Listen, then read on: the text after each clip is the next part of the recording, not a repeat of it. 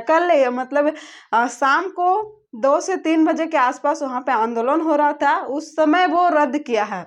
सोचिए, उसको उससे पहले ही, एग्जाम से पहले ही उसको ज्ञापन सौंपा गया था कि प्रश्न पत्र लीक हुआ है, पूरा वायरल हो रहा है, यूट्यूब में भी वायरल हुआ, टेलीग्राम में भी। फिर भी वो संज्ञान नहीं लिए, उस एग्जाम को कैंसिल नहीं किए, बल्कि ये कहकर एग्जाम ले लिया कि कोई गड़बड़ नहीं है, आप लोग आराम से एग्जाम दीजिए। नमस्कार, जोहार। झारखंड में पेपर लीक का मामला जो है वो चरम सीमा पर है। चाहे वो डिग्री का पेपर लीक हो या फिर नौकरी का पेपर लीक हो, चरम सीमा पर है। हाल के दिनों का खबर है, आप लोग देखिए कि किस प्रकार से जो 10वीं और 12वीं की परीक्षा हो रही है, जो एक बच्चा 10 सालों से मेहनत करता है, वो अपना रिजल्ट को लेकर आतुर रहता है कि मैं अच्छा से मेहनत करूंगा, और कहीं ना कहीं सबसे ज़्यादा कोई सोचता है कि मैं स्कूल टॉपर बनूंगा, कोई प्रखंड टॉपर, कोई स्टेट टॉपर का सपना देखता है। और वहीं उसी बीच मानिए अगर कोई दिन और रात मेहनत करने वाला बच्चा पेपर लीक हो जाए तो उस बच्चे के मन में क्या गुजरा होगा।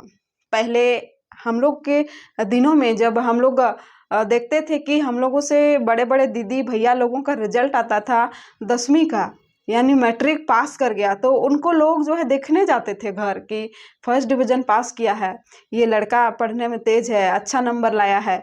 बड़े बुजुर्ग लोग उसको काफ़ी ज़्यादा प्रोत्साहित करते थे, आशीर्वाद देते थे। लेकिन आज के इस ज़माने में, पेपर लीक के इस दौर में, अगर कोई बच्चा 90% भी लेके आता है ना, तो लोग जो है उसको एक्सेप्ट करने में थोड़ा सा संकोच करते हैं, सोचते हैं 1-2 मिनट के लिए कि कहीं ये बच्चा पेपर लीक मतलब क्वेश्चन वोश्चन तो नहीं खरीदा था, पहले कॉपी बनवाया होगा। इस तरह के क्वेश्चन, इस तरह के प्रश्न जो है लोगों के मन में आते हैं। कारण क्या है? इसमें उसका दोष नहीं है, कारण यही है कि आज के दौर में जिस प्रकार से पेपर लीक हो रहे हैं, कोई जो है उसको समाज में एक्सेप्ट नहीं कर पा रहा है कि ये बच्चा सही में मेहनत करके इतना नंबर लाया है। तो पेपर लीक का मामला में झारखंड जो है वो चरम सीमा पर है, फर्स्ट नंबर पर है। घटना की बातचीत करते हैं। 10वीं और 12वीं की परीक्षा चल रही है। 18 तारीख को, यानी 18 फरवरी को एग्जाम था साइंस का। उससे पहले ही जेएलकेएम के नेता और छात्र नेता रहे देवेंद्र नाथ महतो जेक के अध्यक्ष सचिव के साथ जाके मिले, और वायरल हो रहा था क्वेश्चन पेपर।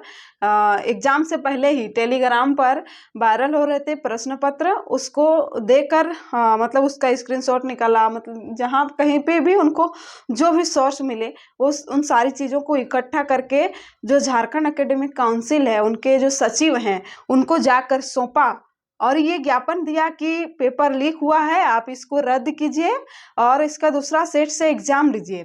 लेकिन होता क्या है कि एग्जाम का डेट पहुंचता है और जेक की ओर से क्या खबर आती है कि परीक्षा प्रश्न पत्र जो है वो कहीं पर भी कुछ गड़बड़ नहीं है, आप लोग आराम से एग्जाम दीजिए, और एग्जाम लिया भी जाता है। लेकिन आफत तो तब आती है जब वो प्रश्न पत्र जो टेलीग्राम में मिल रहा था वो सेम एग्जाम में आ जाते हैं। तब तो यकीन हो जाता है कि कहीं ना कहीं प्रश्न पत्र जो है वो लीक हुए हैं। ये तो यकीन करना ही पड़ेगा। मान लीजिए कल आपका एग्जाम है और आज आपको प्रश्न पत्र मिले हैं, लेकिन आप उस प्रश्न पत्र को देखें और कहीं ना कहीं आंसर भी ढूंढने का प्रयास किए, आंसर ढूंढे, उसके बाद आपका दिमाग में बैठ गया। अब कल आप एग्जाम देने जाइएगा और वहीं पे आप देखिएगा कि सेम कल जो मैंने क्वेश्चन पढ़ा वही तो सेम है, तो आपको तो डाउट लगेगा ही कि क्वेश्चन पेपर जो है वो लीक हुए हैं। चलिए, ये लीक जो है ये होते रहेगा, मतलब झारखंड में नौकरी की परीक्षा हो या फिर डिग्री की, दोनों में अभी पेपर लीक जो है वो पूरा चालू है। और जो माफिया लोग हैं, पेपर माफिया लोग, लीक करने वाला माफिया लोग, जैसे कोयला माफिया, बालू माफिया होते हैं ना, उस टाइप से प्रश्न पत्र लीक करने वाले माफिया झारखंड में पूरा एक्टिव हैं।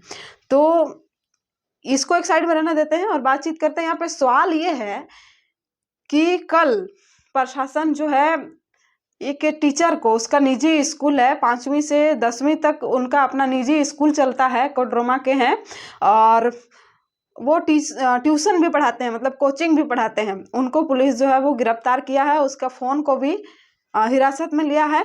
और ये कहा जा रहा है कि उसके व्हाट्सएप में क्वेश्चन पेपर आए थे जिसमें 52 प्रश्न पत्र थे। उसमें से वो अपने से, वो शिक्षक जो था वो अपने से 72 प्रश्न बना के उसको इधर उधर सेंड किया है। और कुछ डाटा भी उन्होंने डिलीट किया था, उसको भी फिर से रिकवर कर लिया गया है। तो उसको संदिग्ध में जो है उनको गिरफ्तार किया है पुलिस और पूछताछ कर रही है। उसके बाद और टेलीग्राम में और 2 व्यक्ति गिरफ्तार हुए टेलीग्राम का मैसेज देखते हुए। और ये प्रक्रिया जो है वो जांच का विषय है, जांच हो रही है। लेकिन यहाँ पे सवाल ये उठता है कि वो कोचिंग वाले शिक्षक, वो निजी स्कूल चलाने वाले शिक्षक के व्हाट्सएप में ये प्रश्न पत्र आया कहाँ से है?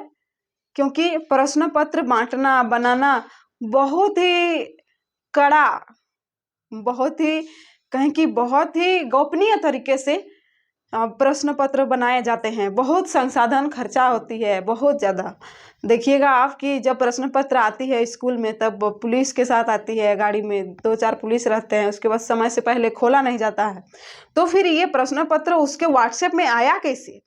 यानी जो प्रश्न पत्र बना रहा है या फिर जो आयोग के लोग हैं जिनके पास सबसे पहले प्रश्न पत्र पहुंचता है या फिर जो सेट करते हैं, इन्हीं में से कोई हो सकता है। क्योंकि जो शिक्षक है ना तो वो जेक के कोई सदस्य है, ना कोई वो एजेंसी के कोई मेंबर है, कुछ नहीं है। वो तो निजी स्कूल चलाता था, फिर उसके व्हाट्सएप में आया कैसे? तो सरकार को एक जो असली मास्टरमाइंड है उसको पकड़ना चाहिए। हालांकि आप लोग इस विषय में क्या सोचते हैं? क्या उस व्यक्ति की गिरफ्तारी जरूरी है? मैं उसके विरोध में नहीं हूँ कि क्यों गिरफ्तार किया, गिरफ्तार कीजिए, अच्छी बात है। लेकिन मास्टरमाइंड को आप मत छोड़िए, क्योंकि उसके व्हाट्सएप में आया इसलिए कि उससे ऊपर भी कोई है जो कि आयोग और एजेंसी में जुड़ा हुआ है। ऐसे ही और पेपर लीक में भी होता है। जैसे एग्जाम सीजीएल की बात करें, सीजीएल में जैसे टेलीग्राम में कोई भेज दिया, तो टेलीग्राम में एक बार आया किसी के फोन में, उसके बाद वो तो इधर उधर सेंड किया, इधर उधर शेयर किया। तो सबसे पहले आया कहाँ से? मेन मास्टरमाइंड को सरकार जो है वो आज तक पकड़ नहीं पाई सीजीएल का। उसी प्रकार से इसमें भी हो रहा है। और एक बात यहाँ पे हम कहना चाहेंगे कि कल शाम को देवेंद्र नाथ महतो और उनके साथी मिलकर गए जेक ऑफिस और वहाँ पे आंदोलन करने लगे। उसके बाद स्थगित किया है जेक मैट्रिक का जो हिंदी का पेपर और साइंस का पेपर, दोनों पेपर को रद्द कर दिया है। कल मतलब शाम को 2 से 3 बजे के आसपास वहाँ पे आंदोलन हो रहा था, उस समय वो रद्द किया है। सोचिए, उसको उससे पहले ही, एग्जाम से पहले ही उसको ज्ञापन सौंपा गया था कि प्रश्न पत्र लीक हुआ है, पूरा वायरल हो रहा है, यूट्यूब में भी वायरल हुआ, टेलीग्राम में भी। फिर भी वो संज्ञान नहीं लिए, उस एग्जाम को कैंसिल नहीं किए, बल्कि ये कहकर एग्जाम ले लिया कि कोई गड़बड़ नहीं है, आप लोग आराम से एग्जाम दीजिए। फिलहाल आपको बता दें कि हिंदी विषय और साइंस का विषय मतलब 10वीं में दोनों को रद्द किया गया है। और ये सुनने को मिल रहा है कि इंटर का परीक्षा में भी गड़बड़ी हुआ है, इंटर में भी प्रश्न पत्र लीक हुए हैं, ये सुनने को मिल रहा है। फिलहाल झारखंड में परीक्षा माफिया जो है वो पूरा एक्टिव है। आप लोग क्या सोचते हैं इस विषय में? कमेंट सेक्शन में जरूर लिखिएगा। धन्यवाद।